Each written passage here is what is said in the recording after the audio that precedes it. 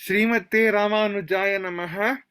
ओम शुक्लांबरधरं विष्णुं शशिवर्णं चतुर्भुजं प्रसन्नवदनं ध्यायेत् सर्वविघ्नोपशान्तये।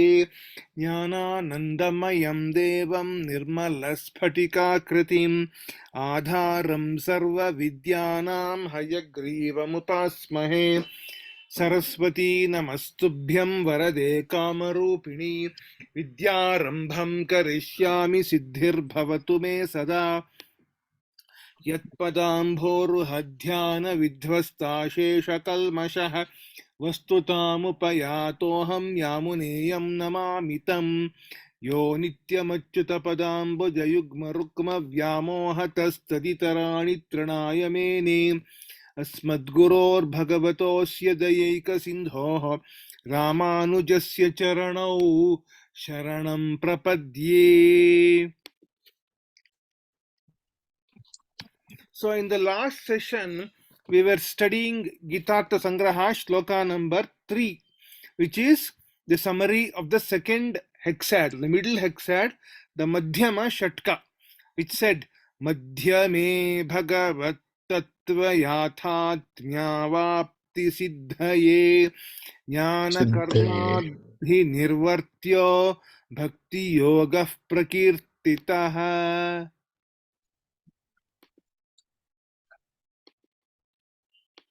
I don't know how to see the participant list.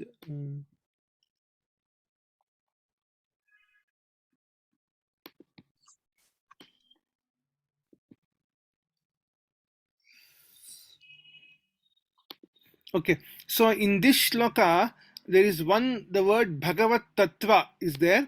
So we saw the meaning of the word Bhagavan in the previous session, but there is one more meaning which we have to study, and that's what I have shown here.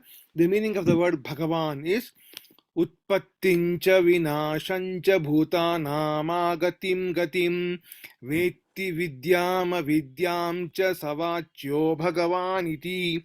So Bhagavan is the one who knows these 6 things, is what is told. So that is, one is Utpatti, which is creation of this universe. Vinashancha, that is dissolution of this universe. Agati, birth of all the beings. Then Gati, future states of all the beings, all the living beings. Vidya, the way by which the beings can get liberated or emancipated. And with avidya, the way by which the beings can remain bound into samsara only. So utpattincha vinashancha bhutanam agatim gatim vetti vidyam avidyancha savachyo Bhagavan iti is the shloka which is told for the definition of Bhagavan Shabda, Bhagavat Shabda. Now we go to the Geetaartha Sangraha shloka number 4, which is a summary of the third hexad, that is the Antima Shatka. Pradhana Purusha Vyakta Sarveshvara Vivechanam. Pradhana Purusha Vyakta Sarveshvara Vivechanam Karmadhir Bhakti Rityadihi Purvasheshontimoditah. Karmadhir Bhakti Rityadihi Purvasheshontimoditah. Pradhana Purusha Vyakta Sarveshvara Vivechanam Karmadhir Bhakti Rityadihi Purvashesho Antimoditah. What is the meaning of this shloka? We shall see first. So this Pradhana Purusha Vyakta Sarveshvara Vivechanam means Pradhana Vivechanam, Purusha Vivechanam, Vyakta Vivechanam, and Sarveshvara Vivechanam. So what is the meaning of Pradhana Vivechanam? Pradhana Vivechanam means considerations about the primordial state of matter, which is Mula Prakriti or Avyakta. According to our system, we say that Prakriti, whatever matter we see around us in the form of either people or things rivers, animals, trees, everything, etc. Mountains, rivers, everything, all the physical universe, what we see, which has name and form, nama rupa. So earlier, before it became got name and form, it was in mula prakriti state, is what we say. So which is avyakta. That is also called as pradhana. So pradhana vivechana means considerations about the primordial state of matter, primal state of matter, which is mula prakriti or avyakta. Then purusha vivechana means considerations about the sentient, that is chetana, chittattva or jivatma tattva. Then Vyakta Vivechanam, considerations about the non-sentient, the manifest universe, which is Achetana, which is Achit Tattva, which is Vyakta. So Pradhana is Avyakta, whereas Vyakta is manifest universe. So what we see in the myriad forms, multifold forms all around us, people, animals, trees, mountains, rivers, and all the everything which we see, buildings, everything around us, those are all vyakta considerations about, they are all non-sentient matter, because even the body what we have is made up of the panchabhutas, which panchabhutas are all non-sentient matter, and because the sentient matter has gone inside the non-sentient, the jivatman is residing inside, that's why we are able to move and walk about and talk and things like that. So whatever we see with our senses is all non-sentient matter only, that is Vyakta. Then Sarveshwara Vivechanam, considerations about the Supreme Being, that is the Parama Purusha, the Paramatman. So Pradhana Purusha Vyakta Sarveshwara Vivechanam means discriminative knowledge about the essential nature of Mula Prakriti, Chit Tattva, Chetana, Jivatman, Achit Tattva, inert matter, non-sentient matter, and Parama Purusha or Paramatman. So this is told in the third Shatka. Then Karma, which is Karma Yoga, Dhihi is Jnana Yoga, Bhakti Rityadi, Bhakti Yoga, and other such matters. Purva Shesha, what is remaining from the earlier chapters. So whatever was told in the first two Shatkas, other than that is what is told in the third Shatka, is what is told, what is said here. Antime Uditaha are explained in the last hexad. So what is the meaning, overall meaning of this shloka is considerations, explanations about Mula Prakriti, Chittattva, Achittattva, Parama Purusha, or the way by which these are to be discriminated upon. Viveka, right knowledge, not confusing one for the other by means of Karma Yoga, Jnana Yoga, Bhakti Yoga, and others, which were not explained in the earlier chapters, are explained in the Antima Shatka, that is the last hexad of the Bhagavad Gita, is what Swami Yamunacharya tells in this particular shloka. Let us look at the meanings of this according to Geetaartha Sangraha Raksha, that is by Sri Swami Vedanta Deshikar. Pradhanam Karanavastham Achit Dravyam. So pradhana means is the non-sentient matter, achit tattva, achit dravya, in primordial state, in karana avastha means in causal state, in the state of cause. Karana avastha, avastha achit. Karana means cause and karya means effect. So whatever is in causal state, in karana avastha is pradhana, pradhanam. Purushaha, achin mishra avastha, vishuddha avasthascha. Purusha here means, does not mean Parama Purusha here, it means Jivatman, which is mixed with Achit, Prakriti. So we are all, when we have our bodies, all the bodies are mixed with Purusha is mixed with Prakriti. For example, Kshetra Kshetrajna is 13th chapter, whatever it says. It is how the mixture happens between the Achit and the Chit. That's what is told. That's why, because the Chit is sitting inside each of us, we are able to talk or walk or move about like that. So that's what Achit Mishratva. So Mishra means mixture, mixed with Achit. That is Jivatman mixed with Achit. Or in Vishuddha state, which is in unmixed state, which is not subjected to the rules of Prakriti Mandala, like the Muktatma, Mukta people, those who are liberated, are beyond the Prakriti Mandala. So they are in the unmixed state. They are in the pure state. So we are all in the mixed state, and they are all in the muktas are all in the pure state. But we are all baddhas. Baddhas means we are bound to samsara, whereas muktas are free from samsara. They are in the pure state. We are all mixed with achit tattva or prakriti. Next, vyaktam tu mahadadi visheshanta tadarabdha devatiryag manushyadi rupancha karya jatam. So vyaktam is karya jatam. Karya means it is the effect, whereas pradhanam is karanavastha. Pradhana is karana, which is the cause, whereas vyaktam is karya, which is the effect. Vyakta is that which is starting from mahat through ahankara, tanmatra, panchabhutas, manas, buddhi, indriyas, deha, etc.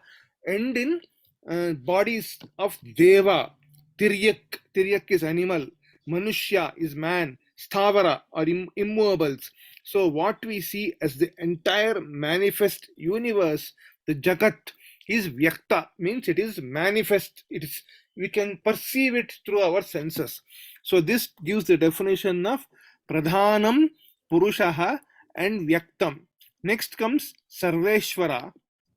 Sarveshvaraha yolokatrayamavishya bibhartyavyay ishvaraha.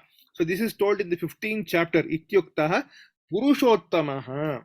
So Sarveshvara is the Paramatman, the Purushottama, who has entered all the three worlds as Antaryami and supports everything. Bibharti, he supports everything which you can see, which you can perceive, and that is none other than Sriman Narayana. He is Purushottama. He is beyond the Kshara Purusha and beyond the Akshara Purusha. He is Purushottama, is Sarveshvara. There is also one more given explanation given for Sarveshvara, which we see in the Vishnu Sahasranama, which is Ajas Sarveshvara Siddhaha. So Ajas Sarveshvara Siddha comes from the Vishnu Sahasranama. The Sarveshvara word you can see in the Vishnu Sahasranama also. Next, what is the meaning of the word Vivechanam? We saw the words Pradhana, Purusha, Vyakta, Sarveshvara. Now Vivechanam.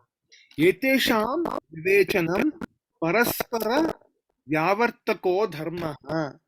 Somewhere I'm getting a sound. Paraspara Vyavartako Dharma. So, Tenava Prithatvena Anusandhanam. Vivechanam means discrimination, differentiation between these four. That is the Mula Prakriti, Jivatman, Jagat, and Paramatman. Not confusing one for the other. Analyzing and understanding them as different and distinct from each other, which is Viveka. So this is Vivechanam. Vivechanam is nothing but Viveka itself. That is discrimination, not confusing one with the other. So that is Vivechanam. So we saw Sarveshvara and Vivechanam. These words also, we saw the meaning. So first line, all the words, we have seen the meaning. Pradhana, Purusha, Vyakta, Sarveshvara, Vivechanam. Now we go to the second line.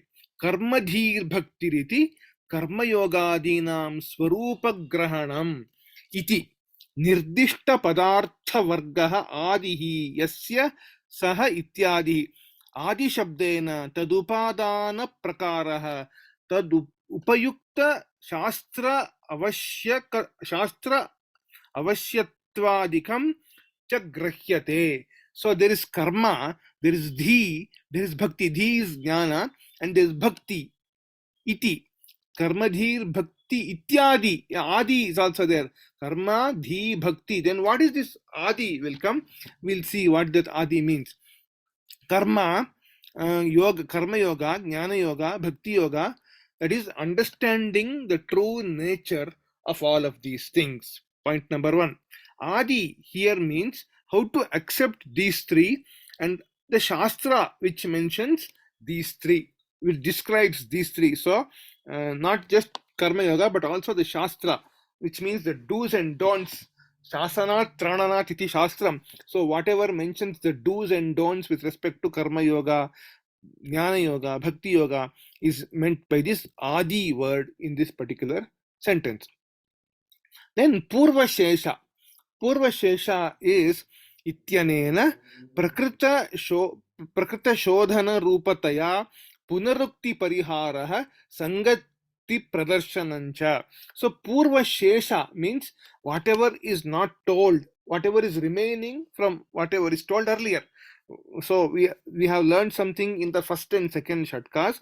Whatever was not told in the first and second shatka is being told in the third shatka. So Purva Shesha, whatever was remaining to be told, that is being told in the third shatka is what is meant here. Whatever has not been told in the first two hexads is being told here. So this resolves the question of Punarukti. Punarukti means repetition. Sometimes they raise the objection that we simply repeat things again and again. So Punarukti is removed from this particular discussion because whatever is told earlier is not repeated. It's only Purva Shesha. Whatever is remaining has been told here. So we saw all the words Karmadhir, Bhakti Rityadi, Purva Shesho, Antima Uditaha. Antima Uditaha means it is told in the last hexad. Now, this third hexad is further divided into two parts. First part is chapters 13, 14, 15 tell about the tattva, the reality, tattva shodhane, inquiry into reality. Whereas chapters 16, 17, 18 tell about the anusthana, that is the practice to attain this particular reality. First three chapters of the third shatka are about the tattva and tattva shodhane, whereas chapters 16, 17, 18 are about the anusthana, means practice, how to do it in real practice, or the practical aspects. Now there is a quote from the Sri Bhagavad Ramanuja Bhashya also, which Swami Vedanta Deshikar gives in his Geetaartha Sangraha Raksha. Purvasmin, so first Bhagavad Ramanuja at the beginning of the 13th chapter gives these statements. Purvasmin Shatke, in the first Shatka, Parama Prapyasya Parasya Brahmano Bhagavato Vasudevasya Prapti Upaya Bhuta Bhakti Rupa Bhagavad Upasananga Bhutam Praptuhu Pratyagatmano Yathatmya Darshanam Jnana Yoga Karma Yoga Lakshana Nishtadvaya Sadhyam Uktam. So what was told in the first hexad was the Jnana Yoga and Karma Yoga, which are the Anga Bhuta, which are the accessories to Bhakti Yoga. And what do these Jnana Yoga and Karma Yoga give? They give us the Pratyagatma Yathatma Darshanam, the Darshana, the Sakshatkara of the Jivatman. So it gives, and that will be the enabler to get Bhakti Yoga, and which Bhakti Yoga can be used for attaining the Paramatman. Parama Prapyasya Parasya Brahmana Bhagavato Vasudevasya Prapti Upaya Bhuta. So this Bhakti Yoga is used for is the means for attaining Paramatman, whereas the means for Bhakti Yoga itself are the Jivatma Sakshatkara, which is done by Jnana Yoga and Karma Yoga. These were told in the first hexad. So next he gives a summary of the second hexad. Madhyamecha, in the second hexad, Parama Prapya Bhuta Bhagavat Tattva Yathatmya Tan Mahatmya Jnana Purvika Ekantika Atyantika Bhakti Yoga Nishtha Pratipadita. So what was told is Ekantika means single pointed bhakti towards attainment of Paramatman, and Atyantika, which is unparalleled, unsurpassed amount of bhakti, not bhakti limited type of bhakti, but unlimited and unparalleled in terms of magnitude. That kind of bhakti, which is aikantika, which is single pointed with no other intention in mind other than attaining Paramatman. So bhakti which is done with no other intention. So the person who is really a bhakti yogi will not aspire for wealth or any other worldly possessions, but he will aspire only for Bhagavan. So that is Ekantika and Atyantika. Atishayita Aishwarya Apekshanam Atma Kaivalya Matra Apekshanacha Bhakti Yoga tattad apekshitah sadhanamiti cha uktam. So Bhakti Yoga is the means. That was what was being told in the second hexad. Now we go to third hexad. Idanim uparitane shatke. In the third shatka, what is being told is Prakriti Purusha tat samsarga rupa prapancha ईश्वरत्व प्रपंचेश्वरत्व अध्यात्म याथात्म्य कर्मज्ञान भक्ति स्वरूप तदुपादान प्रकारंच षट्कद्वयोदिता विशोध्यन्ते. So Prakriti Purusha Samsarga, which means I told about the Kshetra and the Kshetrajna, the sentient and the non-sentient coming together in the form of this body, whatever we see in front of us, which we are talking and working and things like that. So that is told in the third shatka. Atra trikabheda vivaksha cha shodasha arambhe darshita. So what I told you about in the third shatka itself, there are two parts. One is, first part is the tattva, and the second part is the anusthana. So shodasha arambhe, at the beginning of the 16th chapter, it is shown atitena adhyayatrayena prakriti purushayoho vibhaktayoho samsrishtayoscha yathatmyam tat samsarga viyogancha गुणसंग तद विपर्यय हेतुकत्वं सर्वप्रकारेण अवस्थितयोः प्रकृति पुरुषयोः भगवद विभूति मतो भगवतो विभूति भूतादि चिद्वस्तु चिद्वस्तुनि अचिद्वस्तुनश्च बद्ध मुक्त उभय रूप रूपाद अव्यक्त अव्ययत्व व्यापन भरण स्वाम्यर्थान्तरतया, there must be a spelling mistake here, पुरुषोत्तमत्वेन च याथात्म्यं च वर्णितम्. So what was told in the first 13th, 14th, 15th chapters are, as I told you, the Kshetra and the Kshetrajna, Vibhaga Yoga. Then in the 14th chapter, it was told about the Gunatraya, that is the three gunas. And in the 15th chapter, it was told about Paramatman, Purushottama, is this Vyapana. He's encompassing the whole thing. Bharana, which means he's supporting everything. Swami, he's the master, he's the lord of everything. So these will all be told in the 15th chapter, is what Bhagavad Ramanuja gives at the prelude of the 13th chapter in the Bhashya. Now, so with this, we come to the end of this understanding of this shloka. Pradhana Purusha Vyakta Sarveshwara Vivechanam Karmadhir Bhakti Rityadi Purva Sheshonti Moditaha. So with this, we have completed 4 shlokas of the Geetaartha Sangraha. In the first shloka, we saw the summary of the entire Bhagavad Gita in one shloka. And in the second shloka of Geetaartha Sangraha, we saw the summary of the first 6 chapters, 1 to 6. That is a summary of 280 verses of the Bhagavad Gita in one shloka. And then in the shloka number 3, we saw the summary of chapters 7 to 12, which is 209 shlokas of the Bhagavad Gita in one shloka summary.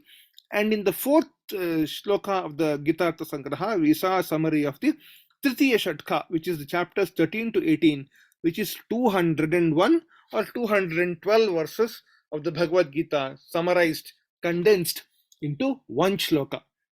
Next, what comes next in the Geetaartha Sangraha is 18 verses, a set of 18 verses, and in each verse will be a summary of one chapter of the Bhagavad Gita. So, Geetaartha Sangraha shloka number 5 is a summary of chapter 1, that is the Arjuna Vishada Yoga. Geetaartha Sangraha shloka number 6 is a summary of the Sankhya Yoga, that is the second chapter, and like that it goes up to shloka number 22. So with this, we have come to 25 minutes of time. So I will close the session so that we can have some time for chanting. Vasudev सुतं देवं कंसचाणूरमर्दनं देवकी परमानन्दं कृष्णं वन्दे जगद्गुरुं सर्वं श्रीकृष्णार्पणमस्तु लोकाः समस्ताः सुखिनो भवन्तु समस्त सन्मङ्गलानि भवन्तु श्रीमते रामानुजाय नमः. If you have any questions, you can see if I know, I'll tell the answer. Please, you can ask any questions. There's a chat message. If you have any questions, you can please ask me. Otherwise, I'll close the recording.